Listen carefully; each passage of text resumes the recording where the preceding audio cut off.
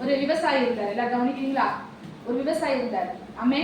இப்போ நம்ம விவசாயம் செய்யறவங்க என்னன்னா, கிணத்துல தோட்டத்துல சுவிட்ச் போட்டு என்ன செஞ்சிடும், தண்ணி வயல்களுக்கெல்லாம் என்ன செஞ்சிடும், பாஞ்சிரும். அதை வெட்டி விடுறது மட்டும்தான் வேலை.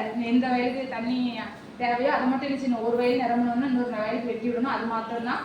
அந்த நாட்கள்ல தண்ணி இல்லை அப்படின்னு சொன்னா என்ன செய்யணும்னா, ஒரு கம்பு இருக்கும், அதை 2 சைடு 2 குடமோ பானையோ இருக்கும். இவருக்கு என்ன இருந்ததுன்னா பானை இருந்துச்சு.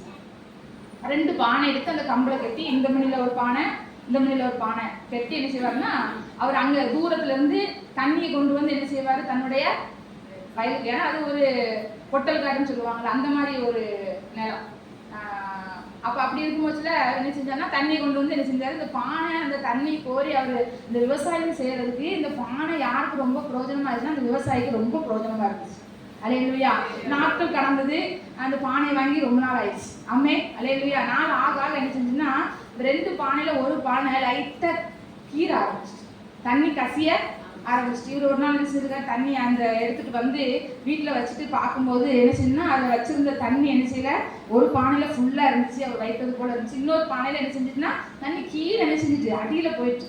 அப்போ அவங்க மனைவி சொன்னாங்களாம், ஒரு பானை என்ன செஞ்சுட்டு இதாயிட்டு, நீங்க அதை தூக்கி போட்டுட்டு நீங்க என்ன செய்யுங்க, நமக்கு பிரோஜனமா இருக்கத்தக்கதாக வேற ஒரு புது பானை நம்ம என்ன செய்யலாம், வாங்கி கொள்ளலாம் அப்படின்னு சொல்லி இவர் அப்படியா சரி அப்படின்னு சொல்லிட்டு என்ன செஞ்சுட்டாரு, அந்த கருத்தை விட்டுட்டாரு. ஆனா இவர் ரொம்ப நாள் ஆகியும் அந்த பானை என்ன செய்யலன்னா தூக்கி போடவே இல்லை. என்ன செய்யல, தூக்கி போடவே இல்லை. அந்த உடஞ்ச பானையாகவே இருக்கு. அம்மே அல்லேலூயா. இப்போ அதை வச்சுட்டு இவர் போயிடுவார்ல, அப்போ கதைங்கிறதுனால சொல்றேன். நல்ல பானை வந்து உடஞ்ச பானையை பார்த்து சொல்லிச்சான், நான் பாரு என் எஜமானுக்கு பிரோஜனமா இருக்கேன். எப்படி இருக்கேன், பிரோஜனமா இருக்கேன். உன்னால என்ன பிரோஜனம், உனக்குள்ள வச்சிருக்கிற அந்த காற்று கூட உன்னால நிச்சயம் இல்லை காத்துக்கொள்ள முடியல, உன்னை தூக்கியும் அவர் போட மாட்டேங்காரு அப்படின்னு சொன்னா எனக்கு ரொம்ப மனசு கஷ்டமாயிட்டு. இது என்ன நினைக்கிறேன், சூழ்நிலையை பார்த்தா ஆமா நான் யாருக்கும் பிரோஜனமா இல்லை, எஜமானுக்கு நான் பிரோஜனமா இல்லை. ஏன்னா என்னுள்ள என்ன விழுந்துட்டு, நான் உடைக்கப்பட்டுட்டேன், என்னுள்ள கீழ் விழுந்துட்டு.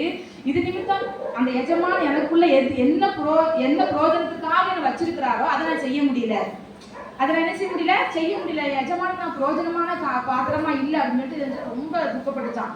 துக்கப்பட்டோன்னே இவர் உள்ள வந்து என்ன செஞ்சாரா, மறுபடியும் மறுநாள் ஆச்சு, மறுபடியும் அந்த பாத்திரத்தை எடுத்துட்டு எங்க போனாரு, தண்ணி எடுறதுக்கு போனாரு. மறுபடியும் கொண்டு வந்தாராம். அப்போ வரும்போது இந்த பானைக்கு ஒரு ஒரு காரியம் இன்னும் நம்மளை தூக்கி போடாம இருக்காரு. இன்னும் அந்த எஜமா என்ன செய்யல, நம்மளை தூக்கி போடலை அப்படின்னு சொல்லிட்டு இருக்கா ஒரு ரொம்ப வியாகுலப்பட்டு கேட்டுச்சான், ஏன் என்னை தூக்கி போடலை எஜமானே, ஏன் என்ன செய்யல தூக்கி போடலை அப்படின்னு சொல்லிட்டு ரொம்ப அங்காய்ச்சி அழுகையோட கேட்டுச்சான். அப்போ அந்த எஜமான் சொன்னாராம், நீ பிரோஜனம் இல்லை அப்படின்னு சொல்லி நீனாதான் நினைச்சிட்டு இருக்க. என்னது, நீ எனக்கு பிரோஜனம் இல்லை அப்படின்னு சொல்லிட்டு நீனாதான் நினைச்சிட்டு இருக்க. ஆனா நீ உடைஞ்சாலும் நீ எனக்கு பிரோஜனம் இல்லை பாக்குறோம் அப்படின்னு. ஆமே அல்லேலூயா.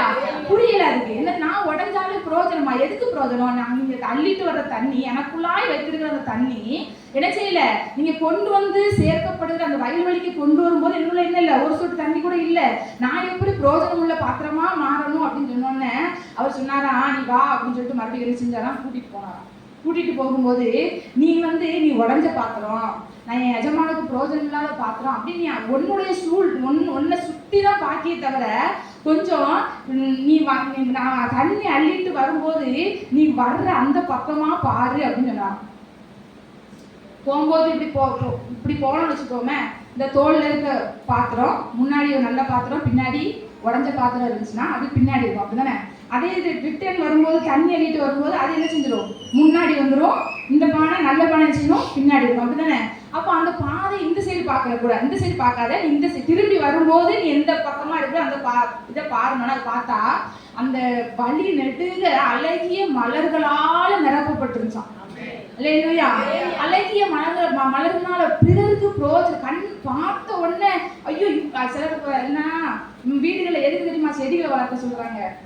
நம்ம ஏதாவது மன அழுத்தத்துல இருக்கும்போது அந்த செடிகளுடைய அழகா பார்த்தோன்னா அது குறைஞ்சிருமா, அது என்ன செஞ்சிடும், குறைஞ்சிருமா. அப்போ நான் அந்த மலர்களை பார்த்த உடனே ஆசை வரக்கூடிய அளவுக்கு அவ்வளவு மலர்களும் பூத்திருந்துச்சான். அப்போ இது கேட்டுச்சான், இதுக்கு எனக்கு என்ன சம்பந்தம் இருக்கு, இந்த மலர்கள் எவ்வளவு அழகா இருக்கு, நான் என்ன கேள்வி கேட்டேன், நீங்க என்ன பதில் சொல்றீங்க அப்படின்னு சொல்லி கலங்கி இருக்கும்போது அந்த எஜமான் சொன்னாரா, இந்த இடத்துல இவ்வளவு மலர்கள் செழிப்பா இருக்கிறதுக்கு காரணம், மக்களுடைய மனதை மகிழ்விக்கிறது காரணம் நீ தான் அப்படின்னு சொன்னாரா. நான் எப்படி ஆமா, நான் உன்னை தூக்கிட்டு வரும்போது முன்னிலிருந்து தண்ணி கசிஞ்சு தான் நான் என்ன செஞ்சேன், ஒரு சில விதைகளை போட்டு விட்டேன். அந்த விதைகள் என்ன செஞ்சுச்சு, தண்ணீர் பட்டோன்னே முளைக்க ஆரம்பித்தது. அந்த விதைகளிலிருந்து துளிர் விட ஆரம்பித்தது. அந்த துளிர் செடியா மாறிச்சு. அந்த செடியிலிருந்து மொட்டுக்கள் வந்தது. அந்த செடி இப்போ பூத்து குலுங்குறதுக்கு காரணம் நீங்க அப்படின்னு. அல்லேலூயா, அல்லேலூயா. அவங்களையும் சில பேர் உட்கார்ந்துருக்கீங்களா இந்த இடத்துல, நான் எஜமானுக்கு பிரயோஜனம் இல்லை, ஏன்னா நான் உடஞ்சிட்டேன். என்னிலிருந்து என்ன செஞ்சுட்டு தேவன் தந்த அபிஷேகத்தினுடைய காரியெல்லாம் கசிஞ்சு என்னதான் ஊத்தி வச்சாலும் என்னுடைய ஒரு சில கிரியையினால, ஒரு சில வார்த்தையினால அவ்வளோ கசிஞ்சு வெளியே போகுதுன்னு நினைக்கீங்கல்ல. ஆமே, அல்லேலூயா. ஒரு நாளும் தேவன் நம்மளை தூக்கி போடவே மாட்டான். ஆமே, அல்லேலூயா. எப்பொழுதும் நம்ம எஜமானுக்கு நம்ம பிரயோஜனம் இல்லை பார்க்கலாம். ஆமே, அல்லேலூயா. அல்லேலூயா. எப்படி அது உடஞ்சிருந்தாலும் அது எங்க இருந்துச்சுன்னா எஜமானுடைய கரத்துல இருந்துச்சு. அதுதான் முக்கியம். நான் உடஞ்சிட்டேன், நான் இதாயிட்டேன்னு சொல்லிட்டு வேற எங்கேயும் உட்கார்ந்துட்டு இருக்க கூடாது. அல்லேலூயா. அது உடஞ்சது உண்மைதான், அதை கீறி விட்டது உண்மைதான். அது உள்ள தண்ணி ஒரு சொட்டு கூட அது தண்ணுக்குள்ள உள்வாங்கி கொள்ள முடியாத நிலைமையில தன்மையில இருக்கிறது உண்மைதான். ஆனா அது யார் கருத்துல இருந்துச்சு? எஜமானுடைய கருத்துல இருந்துச்சு. அதுதான் அவர் தனக்கு பிரயோஜனமா அதை மாத்திக்கிட்டாரு. ஆமே, பக்கத்துல கை பிடிச்சு சொல்லுங்க, எஜமானுக்கு பிரயோஜனமா இருக்கீங்களா?